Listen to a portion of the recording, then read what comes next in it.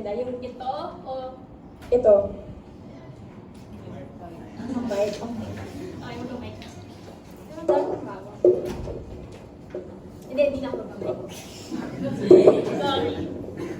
Nagtanong pa. Hindi ka valid. Hindi valid ang identity mo.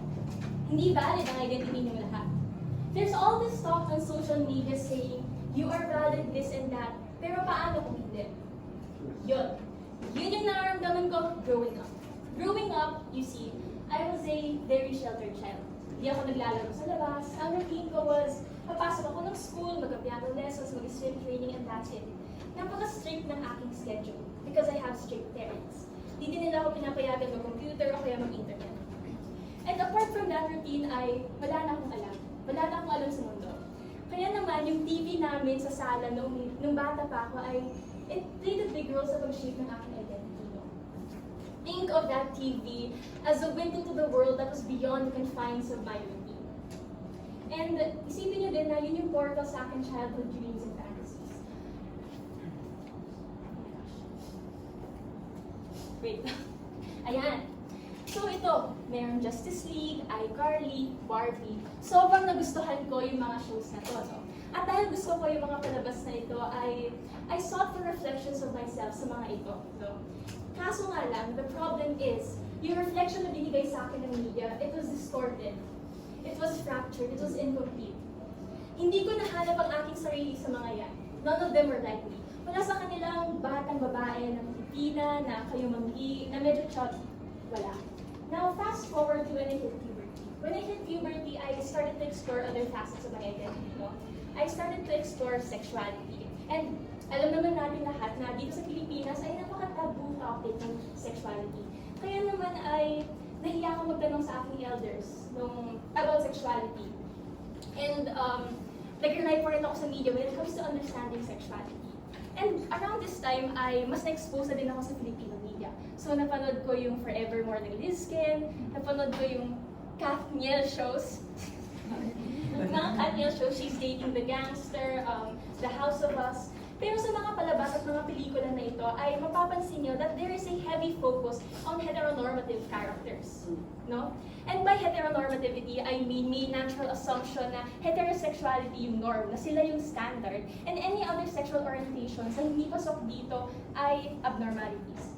At kapag tinry naman ng Filipino media na maging inclusive ay napaka-stereotypical. Yung mga bading o yung mga queer people sa mga palabas ay comic relief lamang, mga patawa lang sa gilid. And that's when you realize that the queer community, they are very misrepresented. They are underrepresented. I'll give you another example. Maria Clara. Alam naman natin lahat kung sino si Maria Clara, di ba? And I remember reading Noli Me Tangere way back in grade 9. Kasi di ba part siya ng ating educational curriculum, Noli Me Tangere. And Maria Clara, she was described as the epitome of beauty, grace, femininity, purity. She was the ideal Filipino woman. Pero in my own understanding of Noli Me Tangere, she was passive. Maria Clara was passive. She was confined to heteronormative paradigms. I mean, that was back in 1887, diba? Pero as an outspoken bisexual individual who did not want to conform to those standards, no? This Maria Clara, she did not represent. However, in 2022, oh my gosh. Ayan. And ang labo ha. In 2022, GMA Productions adapted Noli Me Tangere into a TV show.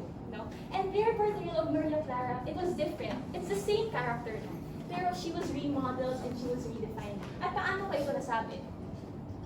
Sa bilis ko dito. Ayan. Kasi Maria Clara in the show, she spoke out her opinions. She cross-dressed. Ayan, kita niyo. And she was bisexual given her fruity interactions with another female character. No? Basically, she defined these traditionalist Filipino values despite being in a traditional Filipino setting. And that's when I realized na I don't want to become the Maria Clara sa original na Noli Me Tangere. This is the Maria Clara I want to become because this Maria Clara, she represented me. Wait lang, natatawa ako kasi pagpasok ko, by the way, this is Maria Clara yung outfit ko. Kasi pagpasok ko, may nagsabi, lakas daw maka-email din ng outfit.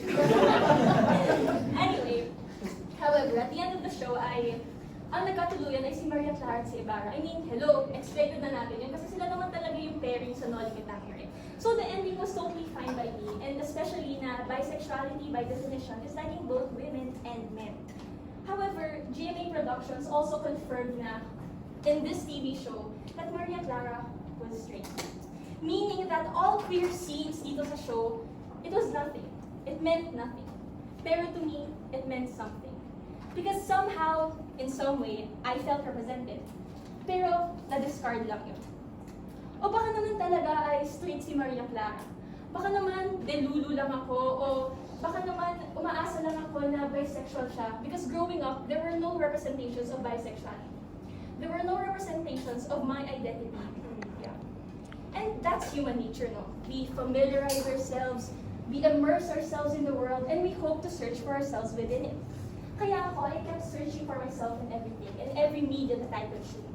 In TV shows, in books, in ads. Kaya naman napapaisip ako, what if all characters were bisexual na lang? So in that sense, malalaman ko that my identity is worthy of being represented. That my identity is worthy of being seen. And so yun na nga.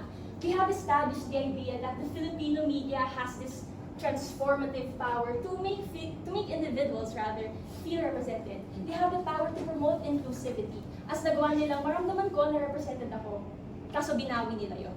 So why, in year 2023, bakit nire-refuse pa rin ng Filipino media na bigyan tayo ng full representations of the queer community? Bakit? Oh my gosh, ngayon ko lang napansin. Oh my gosh, spoiler. Ito na lang. Sige, okay. So yun na nga.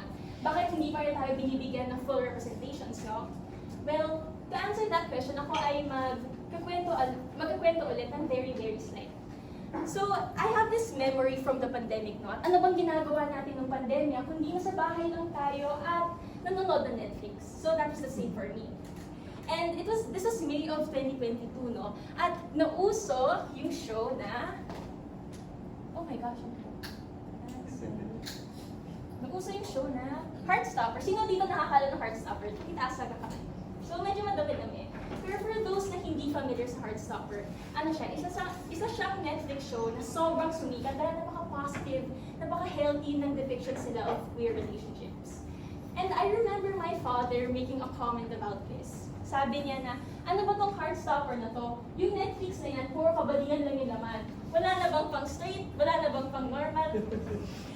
And that comment, it made me realize two things. Una, na kung kaya ng foreign media na bigyan tayo ng positive and the healthy depictions of the queer community, bakit hindi kaya ng Philippine media? E kung kaya nila, kaya din natin, di ba?